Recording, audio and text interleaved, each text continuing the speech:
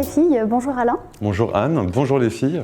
Donc Alain, tu es le directeur du studio Bikram de Bordeaux depuis 7 ans. Tu pratiques toi-même cette pratique depuis 15 ans et tu l'enseignes depuis 9 ans. Oui.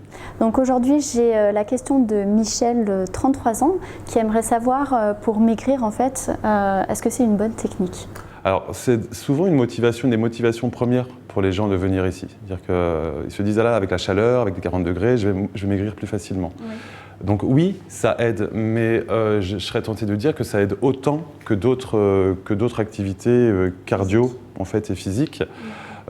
C'est qu'une question de régularité et de fréquence. C'est-à-dire que si vous venez une fois de temps en temps, il n'y aurait pas beaucoup d'impact. Oui. En revanche, effectivement, si vous vous y donnez 2 à 3 fois par semaine pendant une période donnée, là, vous allez avoir des résultats au niveau de la taille et au niveau de la ceinture. Ça va vraiment rééquilibrer le corps.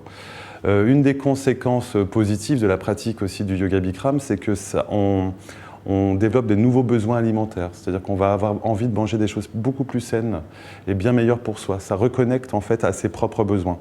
On va avoir envie de boire plus d'eau, on va avoir envie de manger moins gras, moins sucré. Plus de légumes du coup pour on a envie, en fait, on a naturellement besoin de choses qui sont bonnes pour soi. Oui. Ce qui est très positif en fait, parce que ça permet de rééquilibrer vraiment son régime sans faire un régime en fait aussi. Et est-ce qu'il y a un risque de déminéralisation peut-être derrière? Si derrière on boit beaucoup d'eau, on boit de l'eau normalement, c'est-à-dire qu'on compense les pertes qu'on peut avoir par la sueur. Si on compense derrière par l'alimentation et par la boisson, il n'y a aucun souci.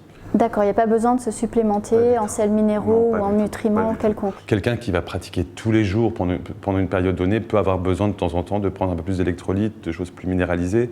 Mais en général, quelqu'un qui pratique 2-3 fois par semaine, une pratique, c'est-à-dire le rythme moyen, on va dire, il n'y a pas de souci. Et des électrolytes, c'est quoi? Électrolytes, c'est de quoi? C'est des minéraux. C'est des boissons chargées en minéraux pour reconstituer justement les minéraux qu'on peut perdre avec la sueur. D'accord. Voilà. D'accord. Donc on a en effet avec la régularité. C'est la régularité. J'ai l'exemple d'une élève qui a commencé l'année dernière qui voulait vraiment faire quelque chose pour elle. Elle ne se sentait pas du tout bien dans son corps. Elle se trouvait grosse, elle se trouvait moche, elle avait une image d'elle très très négative. Oui. Elle est venue très régulièrement, c'est-à-dire 4 à 5 fois par semaine, et elle a perdu 20 kilos en une année. Mais il n'y a pas que ça.